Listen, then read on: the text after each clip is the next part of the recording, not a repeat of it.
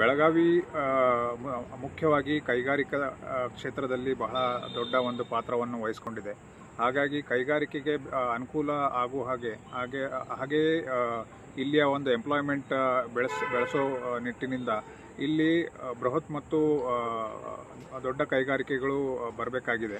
ಅದೇ ರೀತಿಯಲ್ಲಿ ಅದಕ್ಕೆ ಅನುಕೂಲಕರವಾದಂಥ ಒಂದು ರಿಂಗ್ ರೋಡ್ ಆಗಿರ್ಬೋದು, ಅಥವಾ ರೈಲ್ವೆ ಓವರ್ ಬ್ರಿಡ್ಜಸ್ ಆಗಿರ್ಬೋದು, ಅಥವಾ ಈ ಒಂದು ಕಿತ್ತೂರು ಮತ್ತು ಬೆಳಗಾವಿ ನಡುವಿನ ಏನು ರೈಲ್ವೆ ಲೈನ್ ಮಾಡುವಂಥ ಒಂದು ಪ್ರಾಜೆಕ್ಟ್ ಇತ್ತು, ಆ ಪ್ರಾಜೆಕ್ಟ್ ಶೀಘ್ರವಾಗಿ ಅದನ್ನು ಯಾವುದೇ ಮುಂದೆ ಸರ್ಕಾರ ಬಂದರೂ ಕೂಡ ಅದನ್ನು ನಮಗೆ ಇಲ್ಲಿ ಅನುಕೂಲ ಆಗುವ ಹಾಗೆ ಮಾಡಿಕೊಡಬೇಕು.